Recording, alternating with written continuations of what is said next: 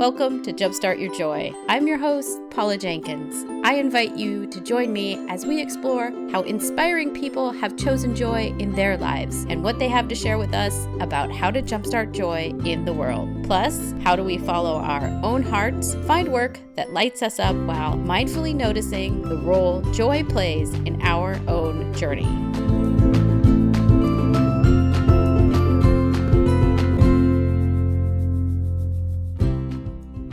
Hello, and welcome to episode 118. This is Paula Jenkins, the host of Jumpstart Your Joy. This week on the show, I am so excited to be talking to illusionist and magician Vitaly Beckman. He's joining me to share all about the crossroads of illusion, magic, and joy. He started exploring the art of magic at age 14, and soon after began creating his own illusions.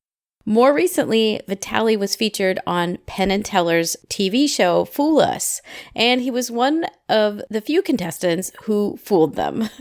He now has a show of his very own called Evening of Wonders. He was born in Belarus and grew up in Israel, and he mixes art and magic, and I just adore his take on joy and seeing things through a child's eye. What I know you're going to love about this interview is Vitaly's take on how he sees and approaches magic and illusions, and that it is just so applicable to our lives. He looks at it all from a place of wonder and joy, and I really love how he explains his deep-seated curiosity for the world around him. Before we get to the interview this week, I want to express my thanks for tuning in each week. I am so glad that you are here. Jumpstart Your Joy is a show that looks at people choosing joy, even when it's the hardest choice they'll ever make. If you're new to the show and you like what you hear this week, you can find Jumpstart Your Joy on iTunes, Google Play Music, and Spotify. Just search for Jumpstart Your Joy and be sure to hit subscribe so that you'll get each episode downloaded to your mobile device when new episodes come out every Tuesday morning. If you want to find out more about the show and get signed up for my free Joy Plus You e-course, you can get all of that information along with show notes for this specific episode at jumpstartyourjoy.com. Without further ado, let's get on to the interview with Vitaly Beckman. Welcome to the podcast today. I am so excited to have Vitaly Beckman. Welcome to Jumpstart Your Joy, Vitaly. Thank you, Paula. Thank you. Oh, it's a real treat to have you here. Before we get to what you do, let's talk about what did you love most as a child? What were your earliest sparks of joy? I love to paint, and I love the arts in general. My parents had collections of famous paintings that they used to show me, and early on, they saw that I have talent in painting, and they thought I'm going to be a painter one day. But, that was when I was 7, 8. And then I did martial arts, and I loved movies, and I admired people like Bruce Lee and Chuck Norris, So I loved all of that kind of world. I was very introverted otherwise, but nothing unusual for a kid, I would say. Yeah. Well, but maybe the only piece is that is different than, my own background is where you were born and where you were raised. Do you want to tell us a little bit about where you're from? Sure. I was born in Belarus, or at that time, Soviet Union. Mm-hmm. And it was, my first language is Russian. And then I moved when I was 8 to Israel with my family. I grew up there, and I am currently talking to you from Vancouver, Canada. Wonderful. Yeah, I love Israel. I've only been there once, but it is... Wow, what a difference in landscape and whatnot I imagine, from Belarus. Yes, I don't have too much memory from Belarus because I was only 8. But I think it was a lot of snow there. And we actually just have snow in Vancouver, believe it or not, which is a rarity. Yeah, because you guys are on the West Coast, so you're right. That would be more in line with like Seattle. Seattle, exactly, yeah. Yeah, wonderful. Well, would you like to explain what it is that you do now and what your day job is? My day job is an illusionist. So I tour with a show called Vitaly Evening of Wonders. Currently, it plays in Canada and US. And it's a full evening show where art comes to life. Make pictures and photograph come to life on stage. People get involved. I make people driver's licenses their picture come to life or disappear or change to another picture on their driver's license, and of course, all kinds of illusions that involve the audience in other ways. I have a paintbrush that paints by itself. Somebody thinks of a design in the audience and the paintbrush duplicates that design, for example. And it's all original illusions that I create, and it's a lot of fun and very audience interactive. Oh, that sounds so awesome. Well, and I have to call out, it sounds like that original love of painting, it gets pulled through in what you do with your illusions as well. Yes, I guess so. I was used to paint, as I mentioned, and when I was about 14, 15, I started doing magic. And slowly the painting stopped and the magic took over from there. However, the painting found its place in the magic. So I started to develop a lot of the illusions around painting and other art forms as well. But I actually look at creating magic or performing on stage as a form of a painting, because you have a vision and you create it. You just use a slightly different medium, the way you present it. But it's very similar in a sense that you have to express your vision in an artistic way. But of course, I have pictures, drawings. I make drawings that come out of a page. Objects come out of a page, and a paintbrush that paints by itself. And so there is actually, like you said, there's actual painting that's involved in the show. Yeah, I love can I call them tricks, or what do you refer to them as?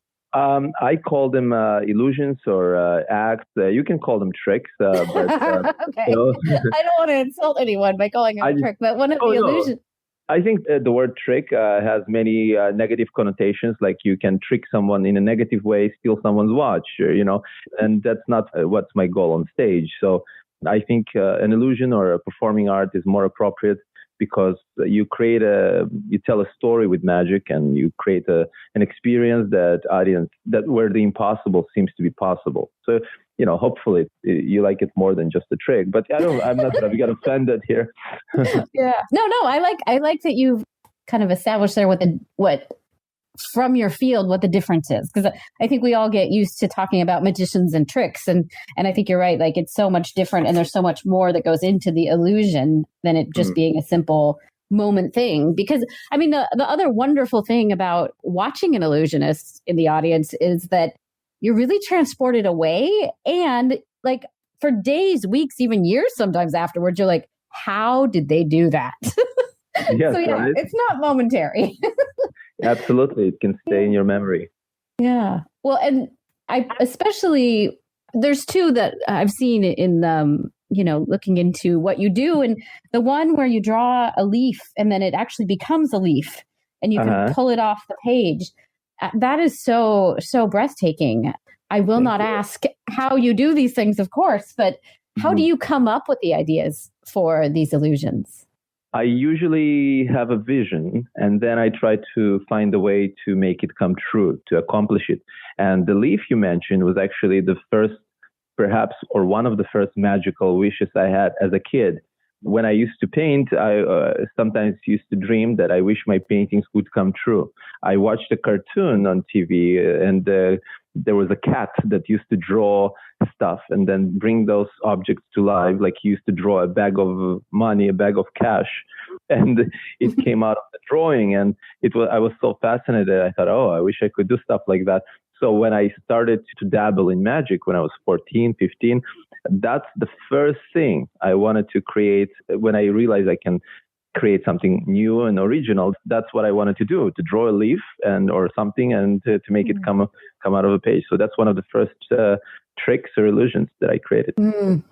Yeah, because there's that moment where you're like, no way. Like there's no way you just did that. Yeah. Well, and is that kind of the same process that you find yourself in for other illusions? Does it start with a vision, or is it different each time? Yeah, like 90% of the time, the approach is first you dream the concept, and only then you try to come up with the method. But it has to be something that really inspires me. It's difficult to invent something you're not truly passionate about. So I have to think of something so incredible that I will become really passionate about achieving it. It can be just something cool or good enough, because it's very difficult to create an original illusion from scratch. It's very hard, and it's very time consuming.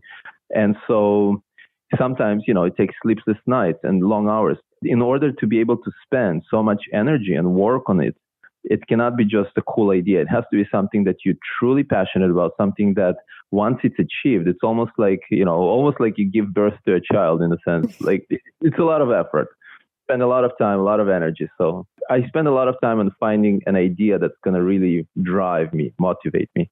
That's awesome. Yeah. I mean, and I imagine a lot of people in the creative arts, whatever that is, it's the same thing. Like once you find that thing that you're super passionate about, it's easy to get lost in it. And it's also probably the thing that's going to be the idea that makes it through to being becomes reality, if you will. Mm-hmm. Yeah, I think, a lot of those, especially in what I'm trying to do, I'm trying to create an illusion that the impossible is possible. And if you think about it, that's already impossible. That's an oxymoron. So you have to spend so much thought and energy to really think how you can achieve it. To do that, you really have to be like fully focused, like a ray of light. You have to completely be focused on the task.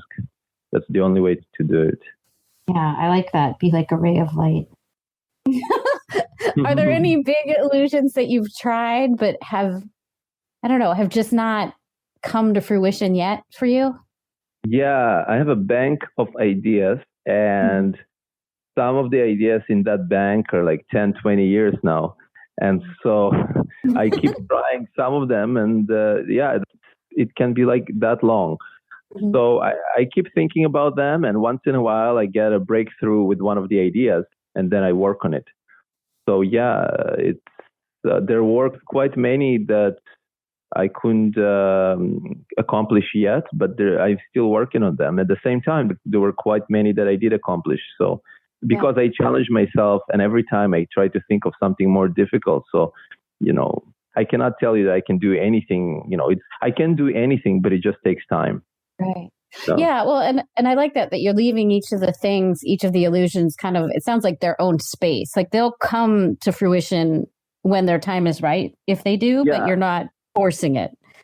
Yeah. I mean, sometimes I try to force them, but if it doesn't go, what can you do? Sometimes you have to, think outside of a box and let it go. And like you say, give it some space. Yeah. That's cool. I hadn't really thought of illusions being that way, but that's neat that they get birthed like any other creative process. Yeah, it's just like any other creative process. It's but it's also impossible. Yeah. Yeah. Well, and what are some of the most, amusing to you reactions that you've gotten about some of your illusions? Oh boy, because the show is interactive, I never know what kind of reaction I'm going to get from the audience. I had people freak out. I had people run off the stage. Within seconds, they were back to their seat in the middle of the audience. I didn't have a chance to blink, and they literally did a disappearance act from the stage.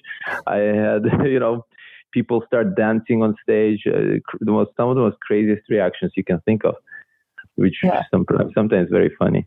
Yeah, well, and I'll link up in the show notes to some of the things out there that are videos so people can see these illusions, because there is that moment where you're like, no way. Like, and I can only imagine that most people, it's kind of the absolute surprise of the unexpected that then they don't even necessarily have the words or the emotions to display what they're feeling. Right. Which is what we all love.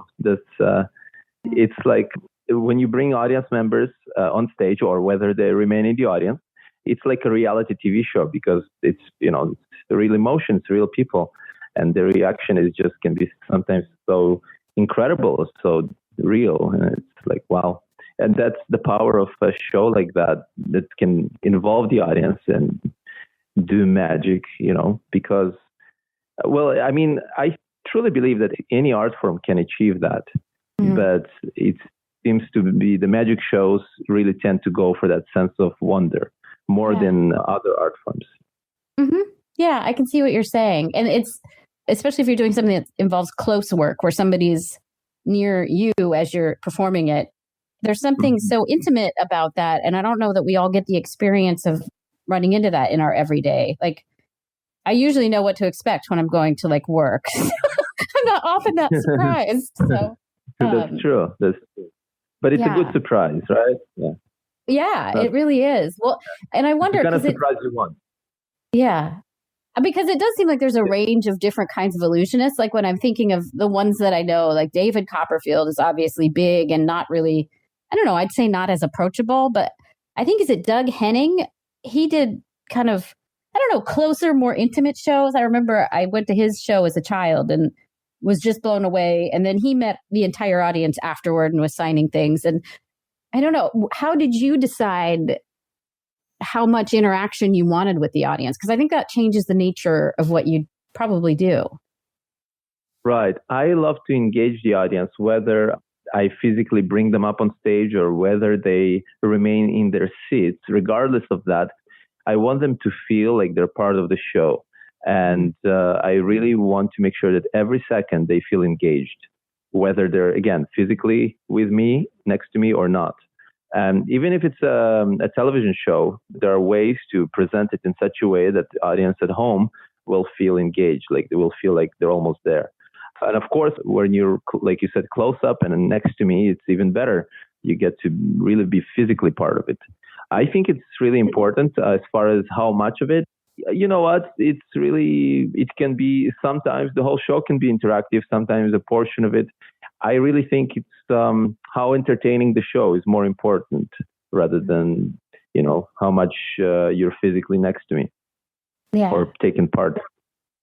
Yeah, it's not that important. Yeah, but I do love to involve the audience. It makes it more fun for me because it's every time it's different people and their reactions are different, and I don't know what to expect as well. So it's more interesting for me that way. My audience are my partner, right, on stage. So, a big part of the show is basically based on them and how they're going to respond. But I plan this journey for them to undertake, which, is designed to be a lot of fun for everyone. And I imagine, too, there's something about your work and the work of an illusionist that it is an invitation to people to step in to a place of joy. I mean, really. And I think that's one of the things that's so interesting about kind of this show and your work is like, it's an invitation for everyday joy that we don't get to. I mean, like I was saying, like I don't experience that necessarily, that kind of surprise and wonder at work daily. How do you see kind of this might be kind of a strange question, but how do you see the crossroads of like joy and illusion? Well, illusion can evoke a sense of wonder, a sense of mystery, and joy can be part of it, but not necessarily. I think joy is, a basic human need, and we can experience it from different moments in life. It doesn't have to be even watching a magic or show. We can just sit at home and be joyful from, maybe being alive. As simple as that. What's nice about art or theater or magic specifically is that it can remind us how to be present and in the moment. Because when you see something impossible, suddenly it looks possible to you. It shifts something in your mind. And it brings you back to reality in the sense of, hey, something is amazing happening right now at this moment, and I should pay attention. And you feel more alive. It reminds you that maybe you don't know everything about life, and there are still mysteries out there. Because we as adults, we oftentimes tend to think that we know everything, and we've seen everything, and that's the problem. How can you be present and in the moment when you think that way? You have to keep that sense of curiosity, sense of wonder, and like children have when everywhere you look. For a child, it looks something fresh and new, and it's wondrous. But the moment a child starts to grow up, right away he becomes like adults in the sense that, you've seen that before. He doesn't want to be a child anymore. But that's the problem in general, maybe perhaps with this subject, that we all want to grow up, and I think we should keep our sense of wonder like we had as a kid, so we can pay attention to the present and see wonder, keep seeing wonder in simple things. It can be joyful simply to be alive, to breathe, to move. As simple as that. It can be joyful. And theater art can remind us of that, how to do that again.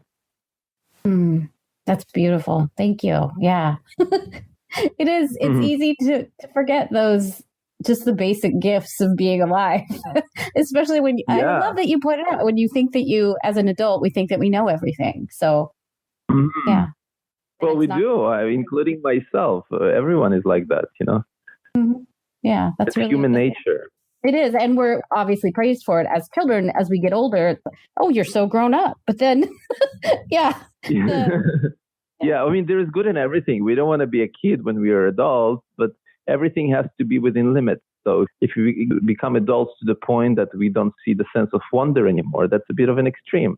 But if you're completely, we didn't really grow up at all, that's really, you can't live like that as well. It's the balance, of course. Yeah, it really is. You mentioned a little bit about doing shows in various formats, but I really appreciated that you got to be on Fool Us with Penn and Teller. Would you like to tell us a little bit about that experience? Sure. Yeah, Fool Us is a great show. Yes, it really is. It's those who do not know, it's a show where magicians try to stump Penn and Teller. They travel from sometimes all over the world and perform a one act for Penn and Teller, and they have to guess whether they know the method, how it works, and not to ruin or spoil the pleasure to the audience. They speak in code, so they're going to say things like, with me, they were talking about baseball, implying that they know how I did my act, but in reality, of course, it wasn't baseball. It was something entirely different, and it's a fun show. And there's a lot of secrecy in it. So when I was on the show, I did not know who else was competing, and until maybe I saw one or two of them in the buffet at the Rio, where we were staying at the Rio in Las Vegas, and then like, oh, I know this guy. He's on the show as well. But it was really well organized. The team made sure that Penn and Teller doesn't know who is competing. So we were, before the taping, for example, we were in the basement, hidden. There were 5 magicians for each taping, I think. And one by one, we had to go up to the studio, do a rehearsal, and then come back to the basement and keep hidden in the basement again until we film. And when we film, same thing. Each person in its turn had to go up to the studio, film, perform in front of Penn and Teller and 1,400, or I don't know how many, maybe it was less, in front of the live audience was there. And then as the moment is filmed, when I fooled them and I got a trophy, they took the trophy away and they escorted me right out of their studio so that other contestants will not know whether I succeeded or not. So it remains complete secrecy, and I got the trophy later, but it was really well put together. And I have to say that the team of the show is very special in a sense that they're all fans of magic.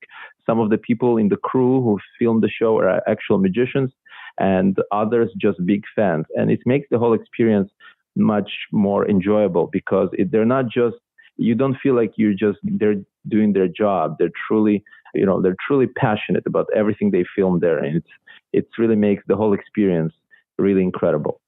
That is neat.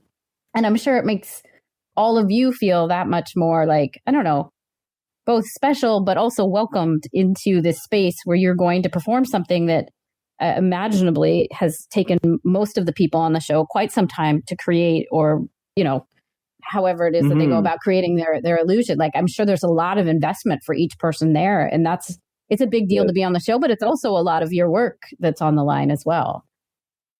Yes. And so when you do a really good job, it's very satisfying. And of course, performing in front of Penn and Teller in general, it's a great honor because these guys are masters in their craft and very well known and respected within magic community.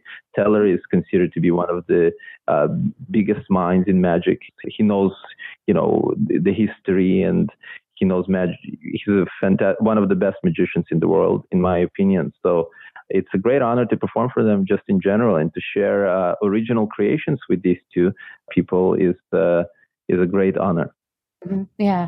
Did you get to spend more time with them after your act, if you will, or do you get basically you're you're ushered away and you don't really get any FaceTime with them? Yeah, you are ushered away on the TV show, but because I fooled them, I had a chance to go back and perform with them in their live show, and then we spent some time after the show in the backstage area. Oh, neat. So, that's cool. Yeah. Mm-hmm. That's neat. So do you, going into it, do you know once you're like backstage in the green room, do you know the 5 that you're competing with or against or whatever for the episode, or is it kind of still not clear? Yeah, they're all sitting together, but you only find out once you start filming. So once a couple of hours you arrive before the filming for the rehearsal, and once you're there, then you see everybody. So yeah, but you have no idea beforehand unless you do some, spy work. Well, yeah, clearly, yeah. It's interesting because I noticed that the MC wears the same outfit, it seems like, for every show. So I wondered if there was something behind there that, like, I don't know if there was some reason she was doing that. The reason is because they don't show the episode as they film them. They film they sometimes film 2 episodes per day, and they film them all in maybe 2 weeks. Okay. And then they rearrange them. So the people you see on the show are not necessarily the people that were taped on the same night or the same day. Ah, that makes sense. That's why. Before that, they had Jonathan Ross hosting that show. And he was wearing also the same suit, but I think nobody commented on it because it's more, it's less visible for a guy to wear the same suit. But, right. But when Alison Hannigan had to wear a blue or red dress, everybody noticed, why is she wearing the same dress? I know. But of course, it's just TV policies. That's how TV is filmed, Yeah. No, that's funny. Well, and it's funny that becomes a topic of, you're right, both that a man, it doesn't make so much of a difference in a suit, but a woman's dress, like everyone's like, what is she wearing? Yeah, Penn and Teller are also wearing the same type of suit. I mean, I bet it's probably not the very same suit every episode. It just looks the same, Yeah. Oh, that's funny. Yeah. Thank you for shedding some light on that non-magic no problem. related no topic. Problem. Well, and congratulations for fooling them. Thank you. The illusion is amazing and jaw-dropping. So I'll link up to that for people as well. Is that same illusion one that you do in your evening show? I do. I often include it because some people haven't seen it, and people who saw it on Penn and Teller told me they thought it's even better live. So I decided to keep it. And it's I have a whole string of illusions, like I mentioned. So it starts with photographs, and then it moves to audience photographs, where I borrow. So 5 years ago, I was borrowing people's photographs. And then when cell phone became so popular that everybody had a cell phone, people stopped carrying their photographs, and I decided to try it with driver's licenses, which actually is more difficult because driver's licenses, not only it's a photograph of somebody, it's also illegal document. Right. To do something that's right would be illegal. So it's much more challenging for me. And I collect a whole bunch of driver's licenses, and I change people's faces from one person to his neighbor or to a famous person, or just remove his license, his photo, from the license. And that's kind of so far the most difficult thing I've done with photographs. But I also do things with drawings and with paintings and with things that I do things with, like you mentioned, leaf. Right now I'm trying to put a new thing in the show that involves a branch of leaves. I love to use organic and nature kind of objects that are very relatable, but still you can do something beautiful and artistic with them. Mm-hmm. Yeah. Well, and I'm sure it's interesting both when it's something that's so familiar to people, but also when it's so unique, like, meaning there's only one of my photo in my driver's license. So I'm sure people are especially delighted when you're playing with their images, because that blows your mind, and you can't figure it out. Like it completely blows you away when you see someone do that. Because how did you do it? I'm not going to ask, but that's of course the reaction. But yeah, absolutely, I agree. It's one thing when you see something happening on stage, like you make a car disappear. It's another thing that it's so personal to you. It's your own photograph on your driver's license. That's so personal. And I love to, like I mentioned, to engage the audience in such a personal way that it's not just something cool. It's something that they will keep thinking about it for a long time, hopefully. And that a lot of people don't want their photograph back. They're so amazed. They want to keep it that way when they get their driver's license back. So it's a good souvenir. Yeah. Well, and I assume you put them back to whatever they were when you end out the show? No, I don't. They have to take the bus home, or bring a driver, take a, secondary driver. That's awesome. With them.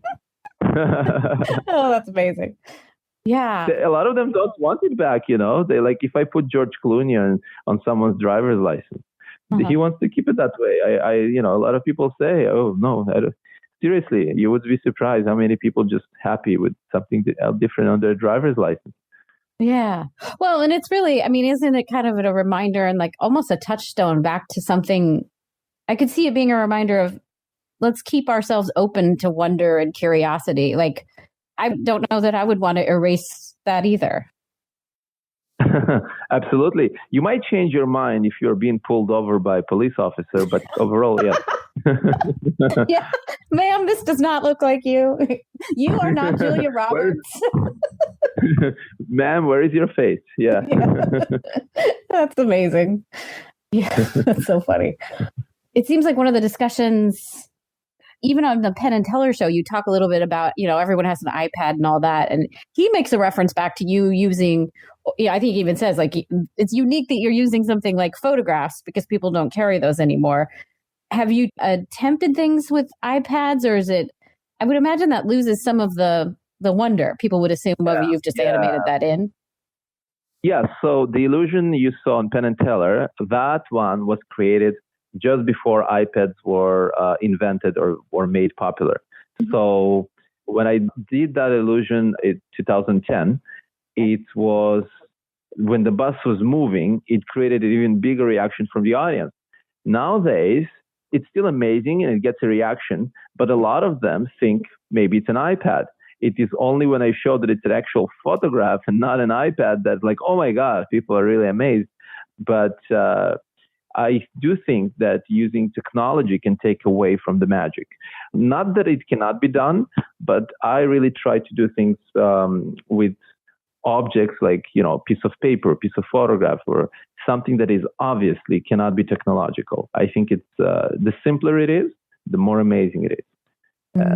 Because, we all, magic, we all have iPads and all that. So it takes away.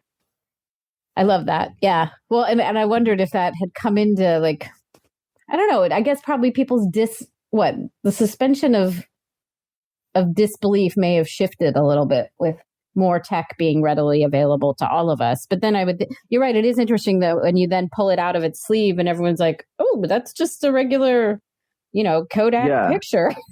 There's a wow factor there. So that basically they become even more amazed than before because they trick themselves thinking, oh, it's probably an iPad. And then when I show them that it's a photograph, they're more amazed than, say, in 2010. When I did it, they were like, oh my God, it's moving. It cannot, because iPads were not on their minds yet. Mm-hmm. So, but the result is the same. I do think that, like you said, it does take away if you use an iPad, but there are still ways to use iPads, and I've seen magicians use iPads in magic, and it can be still amazing. But I like to keep things simple. I like to, like I mentioned, I think the simpler it is, the better, the more direct it is. Yeah, I agree. Well, I don't know. Are there some illusions that you have seen out there that either blew you away and like you just couldn't figure that out if you tried, or one that you wish you could replicate? I definitely saw many great illusions that I did not know how they work, and I love that. I usually don't want to replicate something I see, but I really try to create something that hasn't been done before. And I look at magic in that way as an art of expression, that I can express my imagination by creating stuff that I envision. But when I started doing magic when I was 14, 15, I saw some incredible magic done by magicians like David Copperfield and Penn and Teller and Siegfried and Roy. And a lot of that magic influenced later some of the ideas I had. Like there was an illusion, for instance, where a drawing of a playing card moved on a pad and, it kind of animated. And I was so blown away. I remember the feelings I had watching magic before I knew how any of that was done.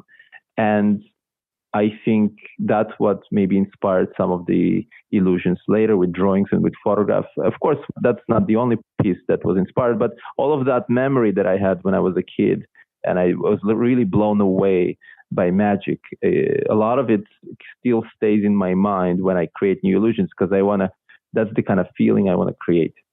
Mm. Well, and I wonder, I guess, more about the mechanics too of like, I'm guessing you're kind of one of the mechanical minds where you're like, ooh, how did he do that? Or how did she do that?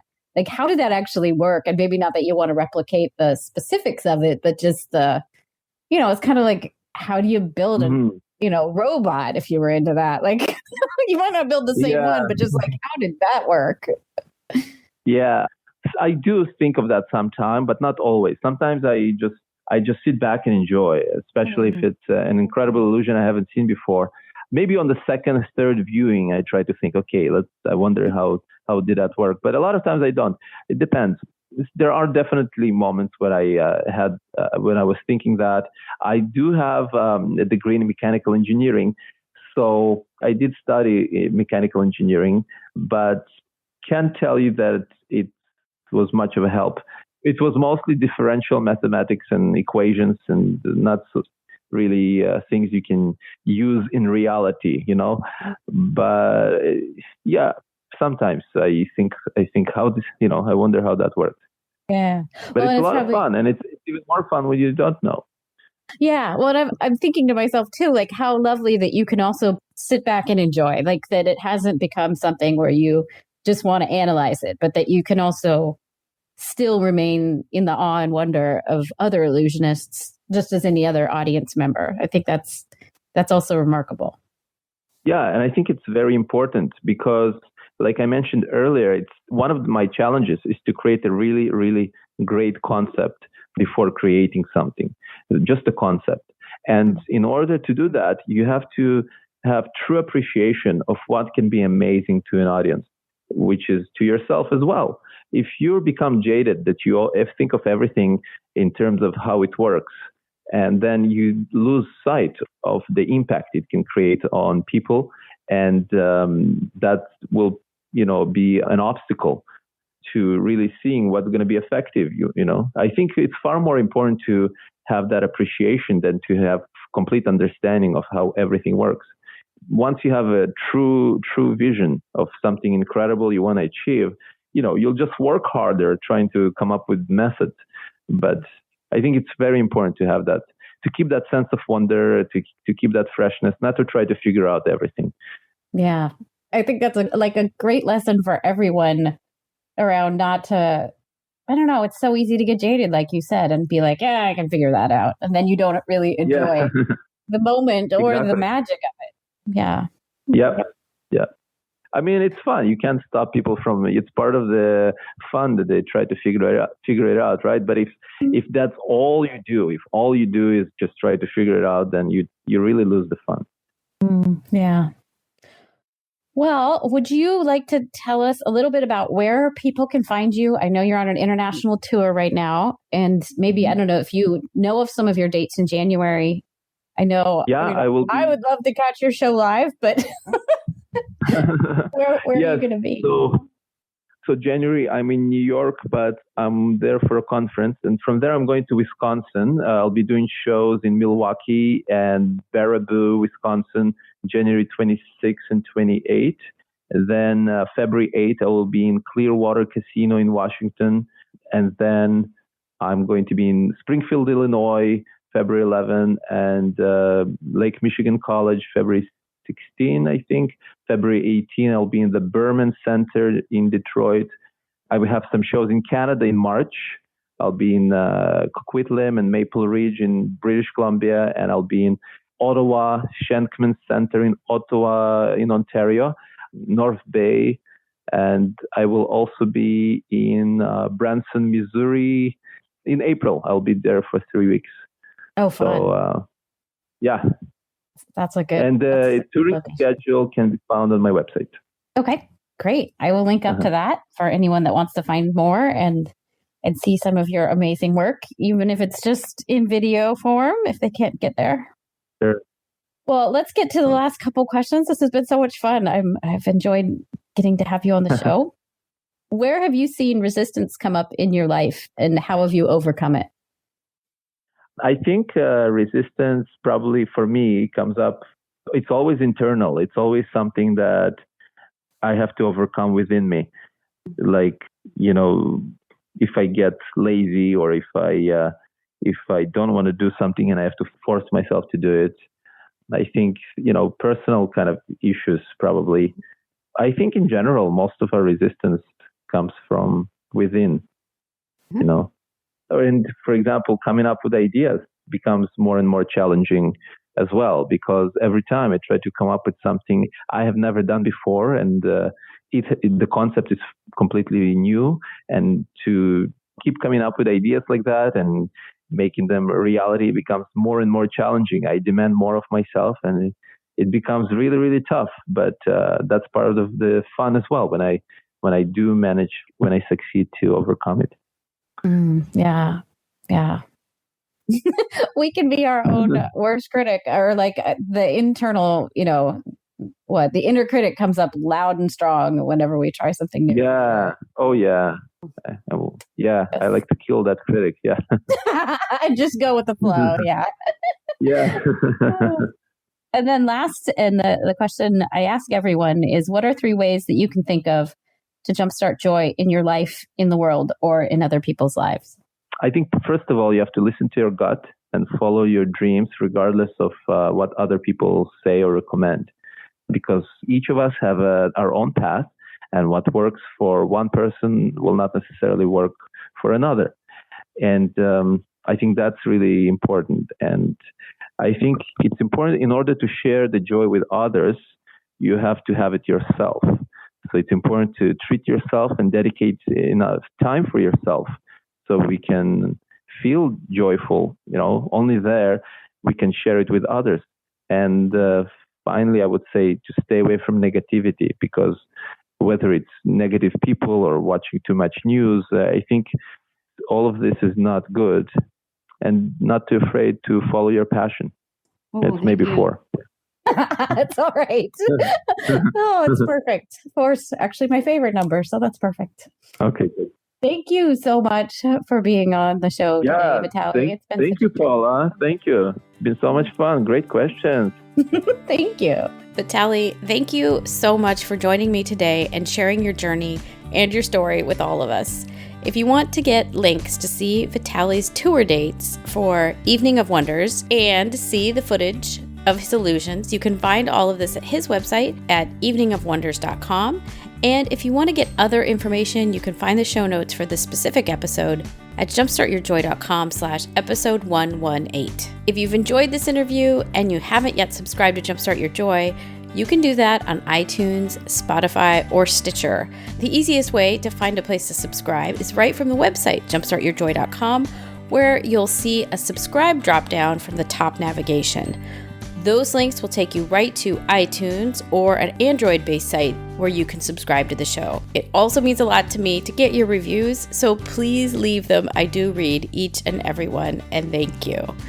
Next week on the podcast, I am thrilled to have Emily Levy joining me. Emily is the 24-year-old CEO and founder of Mighty Well, a wellness company that makes products for people with chronic illness. Emily was diagnosed with neurological Lyme disease as a sophomore in college and made her first product shortly thereafter, after having her first PICC line put in, and not being thoroughly satisfied with the recommendation by her doctor to put a cut-up sock over the PICC line to protect it. She sought a more beautiful way to cover the PICC line that fit in with the carefree collegiate lifestyle she imagined for herself. I love her story, her courage, and her vision for creating a company that helps people with chronic illness by providing products and community to help them live a better, more normal life. I hope that you'll come back next week to hear all about Emily's story, and until then, may your days be filled with so much joy.